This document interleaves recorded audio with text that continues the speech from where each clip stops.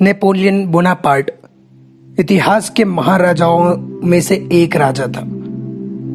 उसको किसी दूसरे देश से युद्ध करने के लिए एक महान पर्वत को पार करना था, जिस पर्वत का नाम अल्पास था।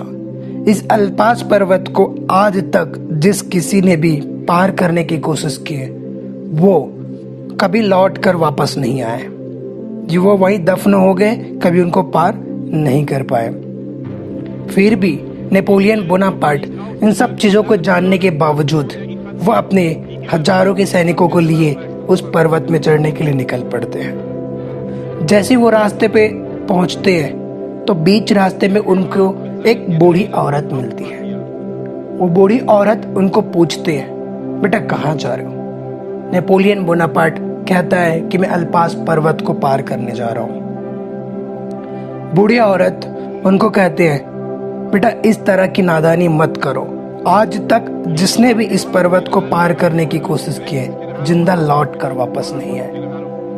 नेपोलियन बोनापार्ट हीरो से जड़ी एक माला अपने गले से उतार कर उस बूढ़ी औरत के गले में डाल देते हैं और कहते हैं कि आपने तो मेरे उत्साह और बढ़ा दिए।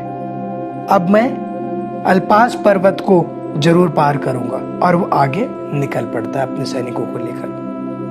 उनके सैनिकों को यह मालूम नहीं होता है कि अल्पास पर्वत कौन सी है, लेकिन नेपोलियन बोनापार्ट जानता था कि अल्पास पर्वत कौन है। बस वो चढ़ते ही जा रहा होता है, चढ़ते ही जा रहा होता है। रास्ते में उनके सैनिक उनको पूछते हैं कि महाराज, ये अल्पास पर्वत कहाँ पे पड़ता है जिसको हमको पार करने हैं?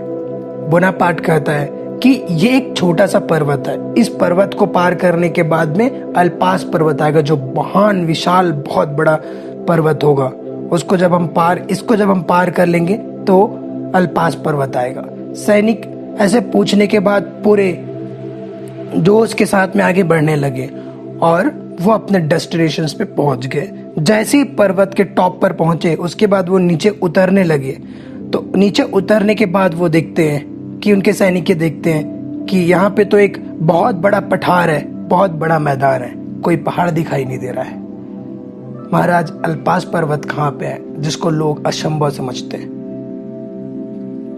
वहां पे नेपोलियन बोनापार्ट कहता है कि जिस पर्वत को पार करके अभी हमने आए हुए हैं वही अल्पास पर्वत है। सब लोग आश्चर्यचकित हो जाते हैं और उनकी उत्साह 100 गुनी ज्यादा हो जाती है। क्यों? क्योंकि वो अल्पास पर्वत जिसको पार करना असंभव कहते हैं, उसको पार कर चुके होते हैं। उसके बाद वो युद्ध की तैयारी में लग जाते हैं और दूसरे दिन उसको युद्ध में जाने होते हैं। और जब वो युद्ध में जाते हैं तो युद्ध में जाने के लिए उनको एक नदी को पार करना होता है। वो कैसे भी करके एक रास्ता बनाता है। रास्ता बनाने के बाद युद्ध के लिए तैयारी कर लेते हैं और आगे निकल पड़ता है। जैसे युद्ध होने वाली होती है और युद्ध शुरू हो जाता है, नेपोलियन बोनापार्ट के बहुत सारे सैनिक मारे जाते हैं, क्योंकि सामने वाले दुश्मन के सैनिक बहुत ताकतवर और बहुत ज्यादा संख्या पे होता है।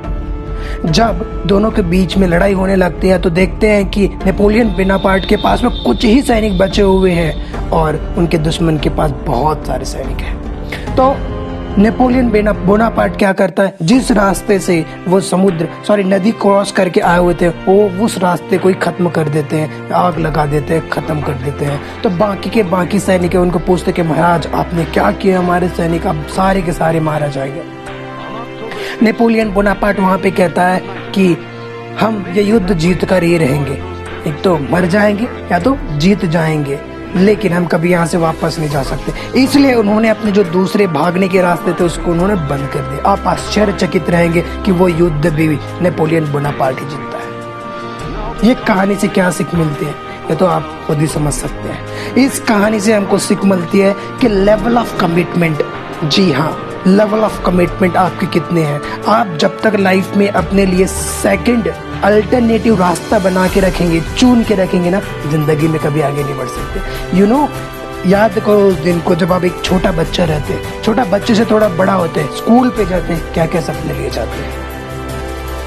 मैं साइंटिस्ट बनूंगा, मैं डॉक्टर बनूंगा, मैं इंजीनियर बनूंगा, मैं बहुत बड़ा आदमी बनूंगा, मैं बहुत बड़ा बिजनेसमैन बनूंगा, मैं दुनिया में चल के ये आगे काम करने वाला हूँ, चाहे दुनिया कुछ भी कहे। On that time you we are not thinking about the society. लेकिन जैसे जैसे आप बड़ा होते जाते हैं, आप सोसाइटी, बूढ़ी औरत की तरह आपके पास में सोसाइटी आते हैं। Who creates your limit, who create your limits, कि आप ये काम नहीं कर सकते, आप आईएएस नहीं बन सकते, आप बिजनेसमैन नहीं बन सकते, आप बिल गेट्स नहीं बन सकते, आप जेफ बेजोस नहीं बन सकते। This kind of the situations and this kind of the narrow minded created by the society. और आप क्या कहते हैं, हमेशा सोसाइटी को फॉलो करो। अच्छी है, करो बेटा, बस जिंदगी भर सोसाइटी फॉलो करते रहना और यहाँ से निकल जाना, फिर आग लगा देंगे 1 साल के बाद, क्या यार 10 दिन में फिर आपको फिनिश कर देंगे।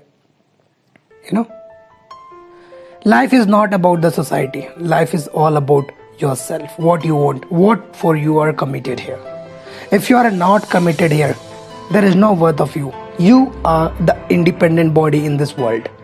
Because of after 10 days of your death, everyone will forget about you. You know, there is many one who came here. बड़े बड़े लीडर्स को यहाँ बुला दिए जाते हैं। अब तो किस खेत की मूली है, या कभी भी बुलाया जा सकता है। जिसका एग्जिस्टेंस आज जिंदा रहने पे नहीं है, उसका एग्जिस्टेंस मरने के बाद रहना पॉसिबल नहीं है। बड़ी ज़्यादा बातें नहीं करूँगा, बट बताना ये चाहता हूँ कि लाइफ में अगर कुछ बड़ा करना है ना, so you should have a commitment.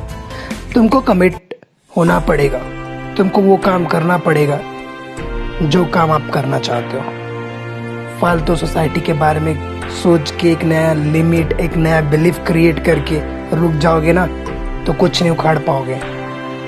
उखाड़ना है ना, तो खुद में भरोसा रखो और उसको करने के लिए निकल जाओ। क्या होगा 2 दिन, तुम हंसोगे, तुम पर हंसेंगे, हंसने दो, कोई फर्क नहीं पड़ता। हमेशा पागल व्यक्ति ही, या पागल का मतलब समझ रहे हो, कमिटेड व्यक्ति ही सोसाइटी में कोई नया चेंज करता है। अगर आप कमिटेड नहीं है ना, तो आज ही छोड़ दो बेवकूफ़ी करना जो कर रहे हो, ठीक है? ज़्यादा सोचने की कोई ज़रूरत नहीं है।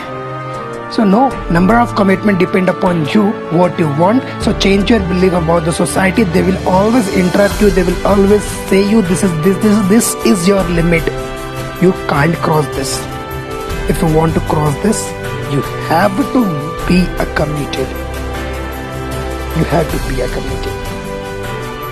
I want you share this video max to max with your friend who are now facing the problem with the society. Thank you.